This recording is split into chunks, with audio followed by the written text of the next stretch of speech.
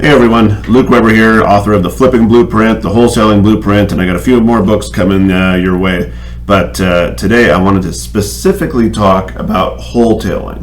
Something I've been doing for years, something I love doing, and it's a great way to make money. I'm going to talk to you guys about how I actually just did a wholetail deal that I made over $60,000 on. Pretty good. I'm pretty happy with that. I'll do that all day long.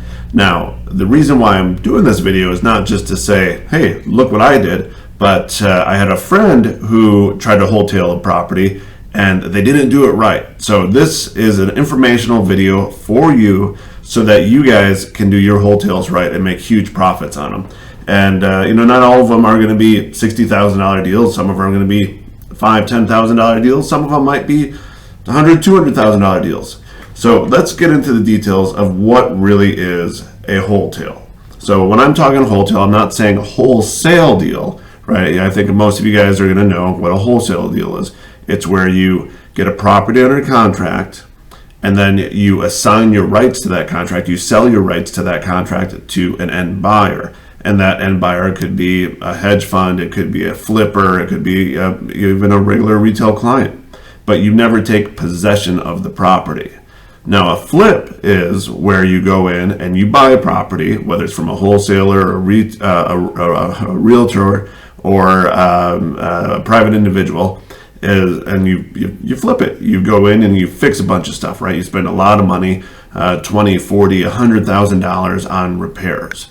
And you make it from an old, dated, ugly, damaged house and into something beautiful, something that appeals to the masses. Now, a wholesale deal is a little bit different.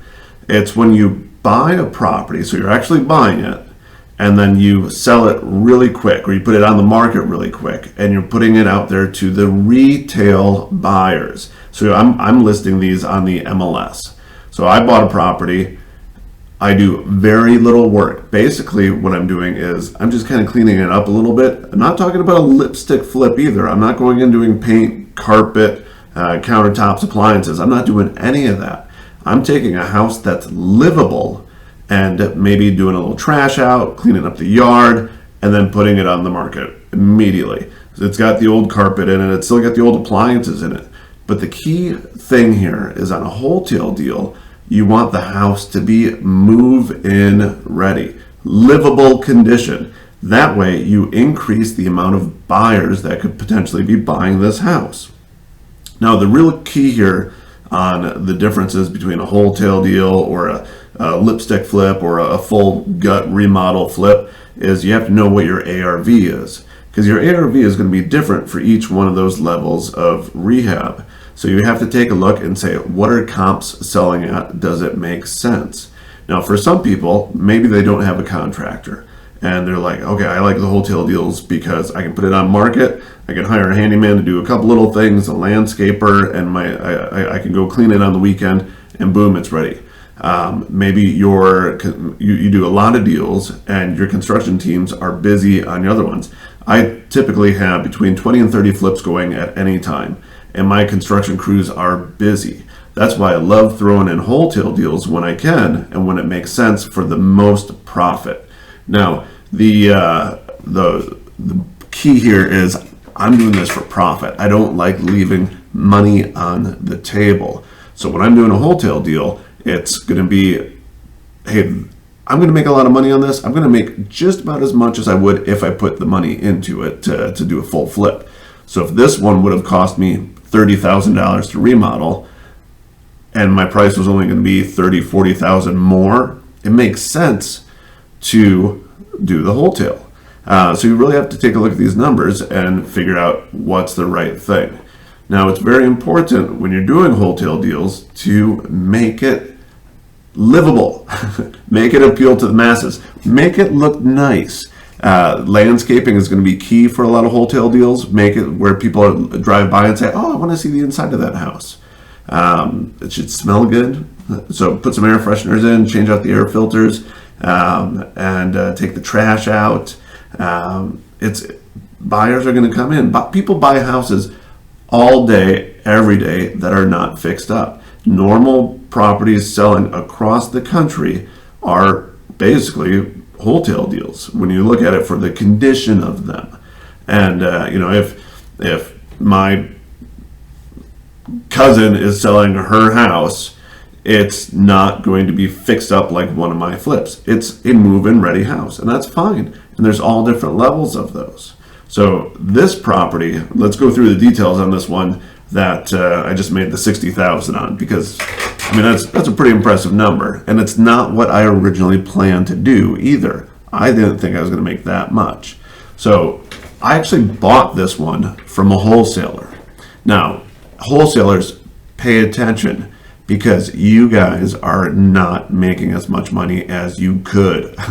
A lot of wholesalers could be wholetailing and making a shit ton more money. Yeah, that's right, a shit ton, a lot more. So this wholesaler who sold me this property made $17,000. That's pretty good. But if he would have had the $150,000 to buy the house, he would have been walking away with $70,000 plus. That's better, right? 70,000 versus 17,000. I'll take the 70 all day long. Now, you might not have the 150,000 to buy these houses, 200, 500, whatever it is.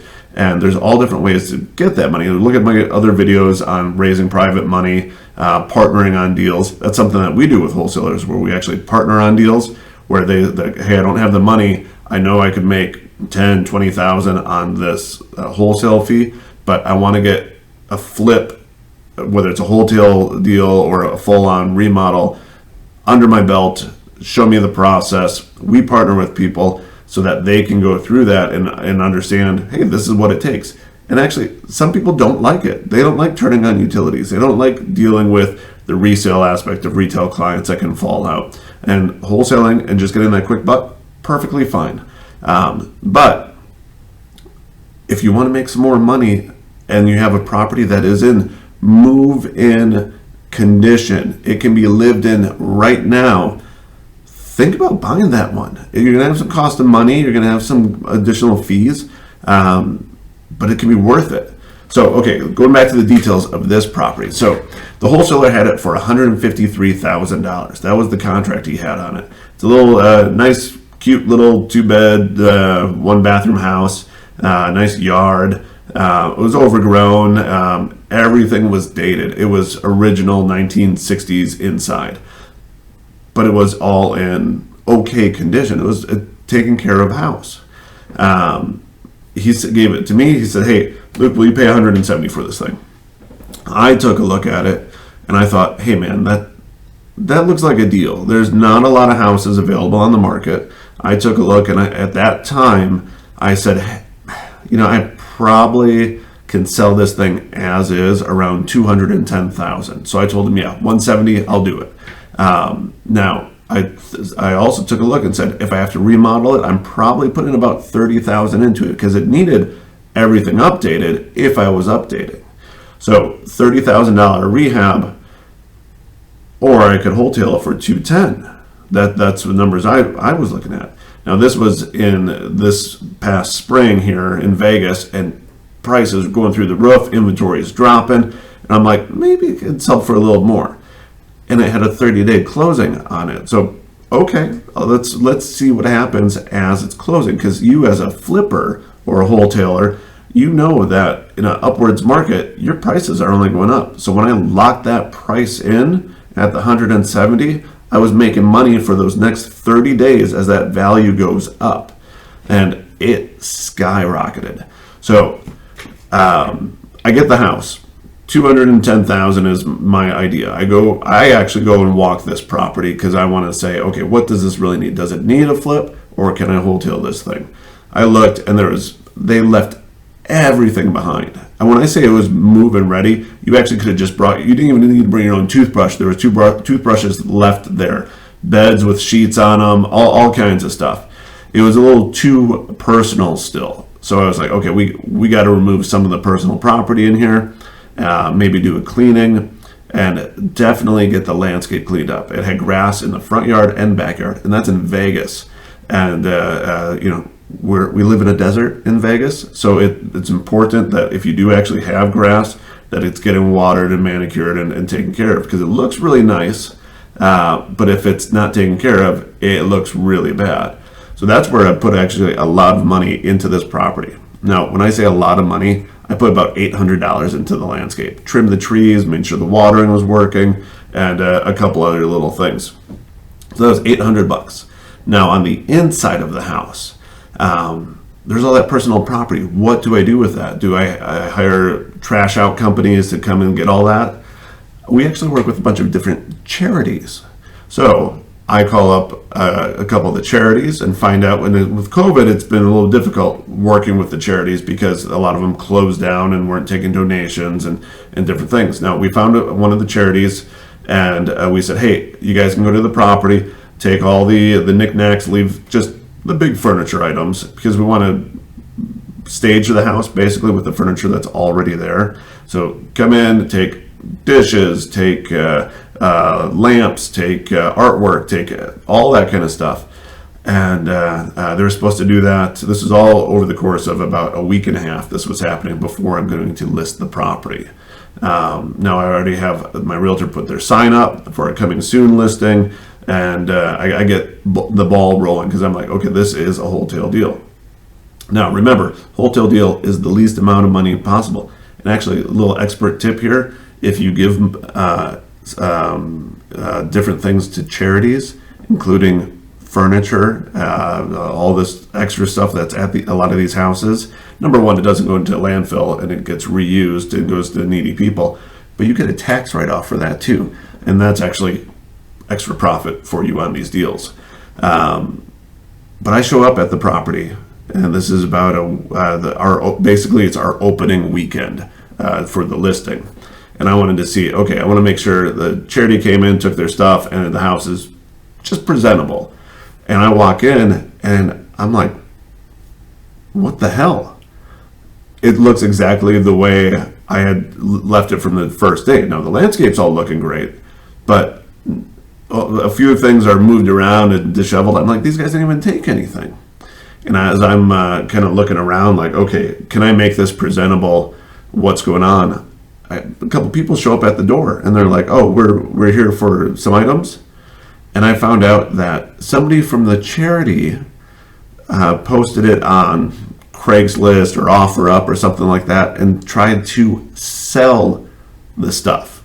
Now, that was a huge no-no. So I had strangers come into my property. Number one, I don't want people walking on property that I don't know, because I own it and it's dangerous. I've got insurance, all different kinds of things, right? I want to always have my property secure. So every house has good stories and bad stories that are attached to it. And these people show up, and they were very understanding, but they were pissed off because this charity guy took advantage of them. They came in, they had cash in their hand to sell stuff. Now, I could have sold stuff and taken the cash. I'm not in this for $20 here, $5 here, haggling over a lamp or a weird-looking art print from the 1970s that has absolutely no value to me. That $5, $10, $20 isn't worth my time. So I told them, listen, you guys have 5 minutes, grab whatever you came for, and get out of here. If you can carry it, get out. You got 5 minutes, that's it. So the people took some stuff, and then they left. But meanwhile, the guy from the charity shows up, and I just reamed him. I'm like, this is not what we're supposed to be doing. You guys are, I just went off. He was apologetic. I changed my lockbox code, and I'm looking, and it's like 7:30 in the morning, I think it was. And I'm like, I want this house to be presentable. So I actually, and this is something I usually don't do, I don't lift fingers. I don't do work at my properties anymore. And, after 500 plus flips and tons of wholesales and rentals and all that kind of stuff. But I was like, you know what? I don't mind getting dirty today.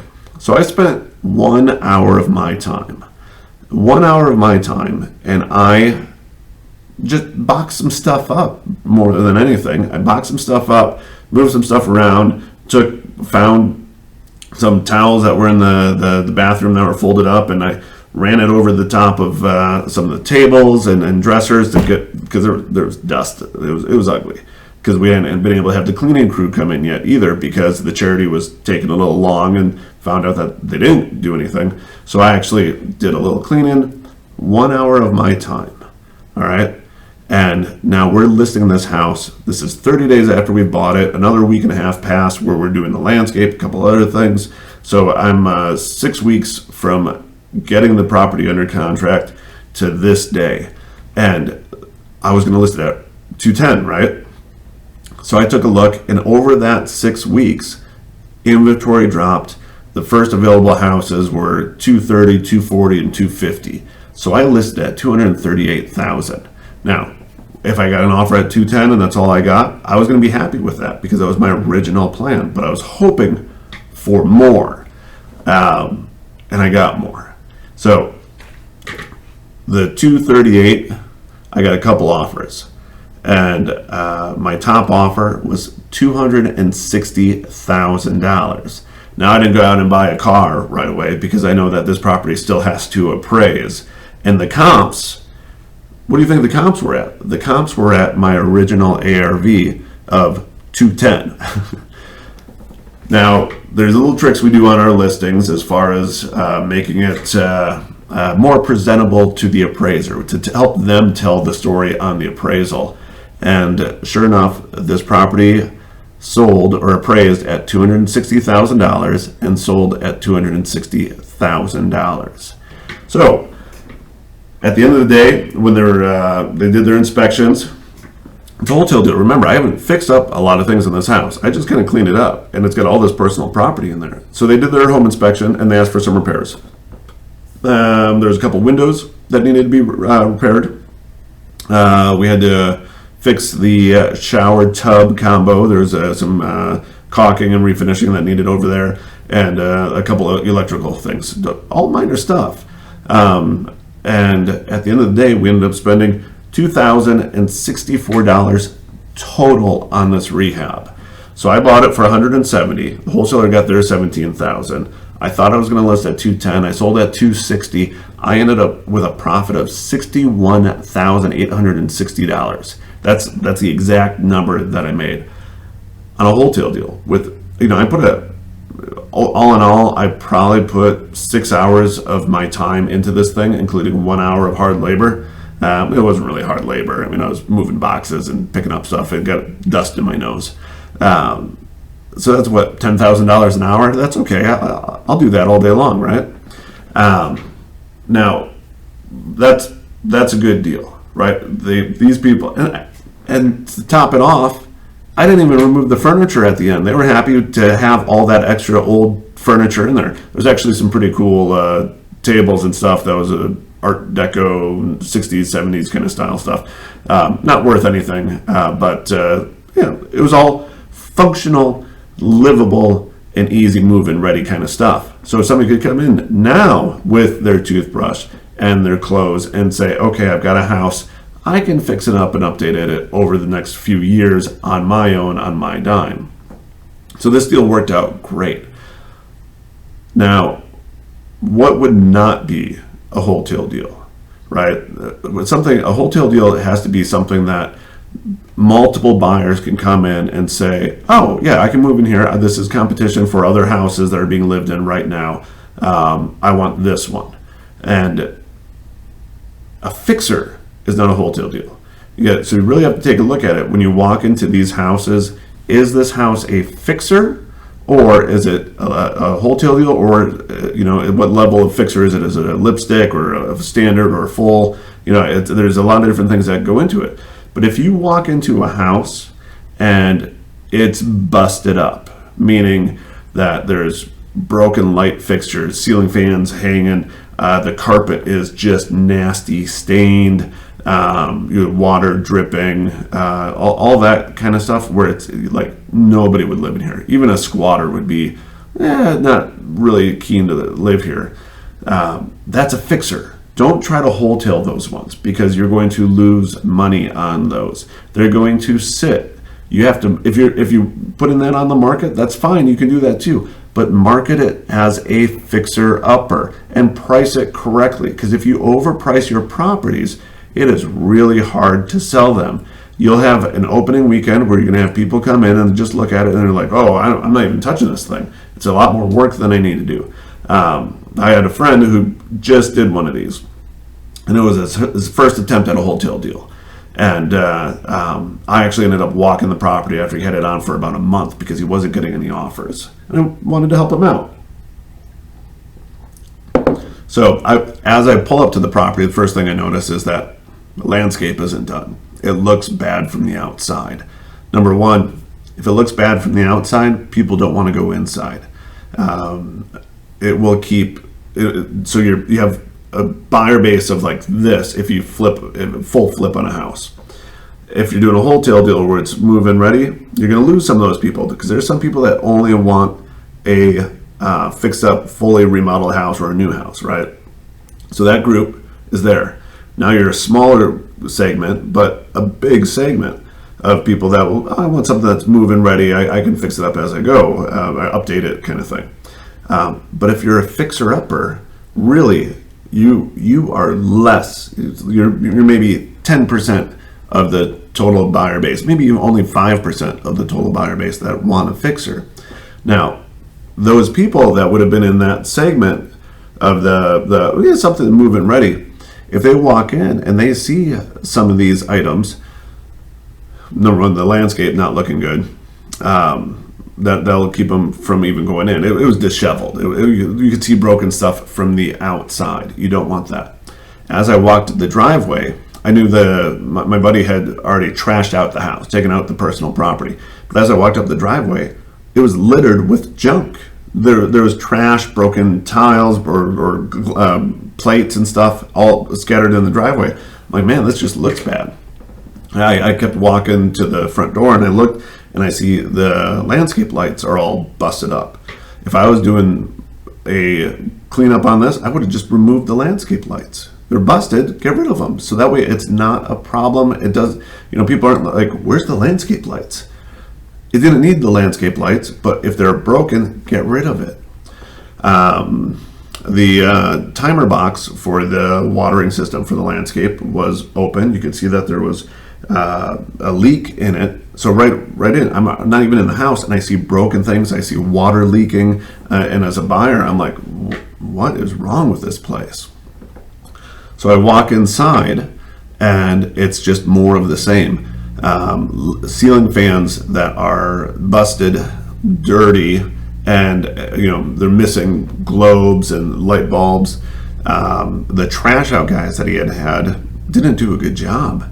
There was junk still scattered throughout the place.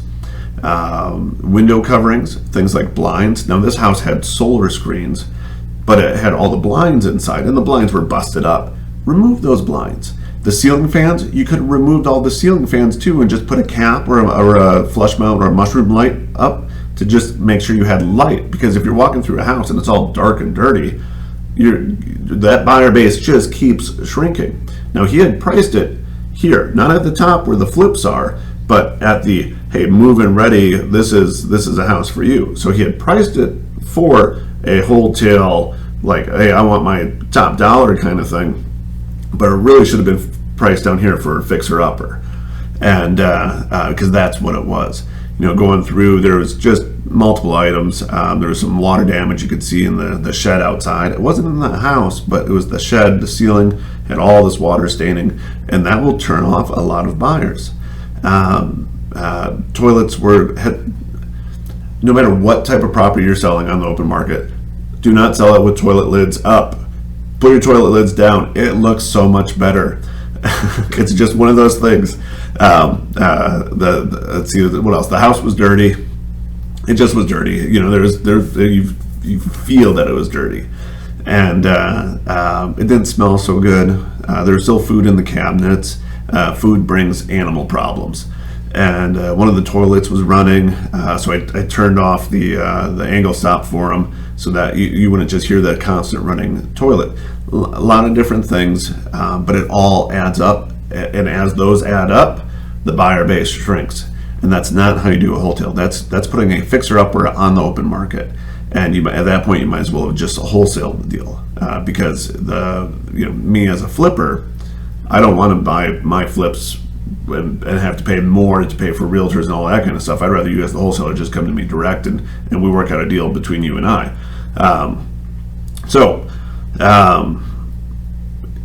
It's it's important to make sure that that house is livable. That's how you do wholesale deals, right? That's how you, the difference between making 25,000 or 60,000 versus just spending money and not having anything happen. Now, this guy is taking the house off market. He's fixing it up so that now it's going to be a full flip, because you can't just lower the price now, because it's you've already lost that base of the first look people. They're not coming back. So now he's taking it off market. He's going to do a full flip. He'll still make money on it. It's still going to be a good deal for him. But he just wasted time and wasted some of his money that he could have made. So that's what the deal is with wholetails, right? It's not a wholesale deal. It's not a flip. It's a property that is move-in ready. You clean it up a little bit. In my example, I spent $2,064. $2,064 to make $61,860 as a wholetail. And you know what? The buyers loved it. I loved it. And I will do those deals all day long, whether it made the original 25,000 that I had planned for, or the 62,000. I'm ecstatic. I'll do that all day long, and you guys can do them too. So remember what I said: move-in ready houses, make it livable. Go for your buyer base that is bigger, not the smaller. Don't limit yourself. Price it right, because that first weekend is going to be your most powerful weekend. So I hope this helps. Put comments in if you like it. Make sure you subscribe to the channel. If you haven't read my books, The Flipping Blueprint and the Wholesaling Blueprint, go get them. They're on Amazon. Make sure to find us in the Facebook group page, The Flipping Blueprint Group, and let's do some deals together. I'm in Las Vegas, but I buy anywhere in Nevada, and I'm in other markets too. And hopefully we can connect and do some good deals, and we can all make some more money. Safe investing.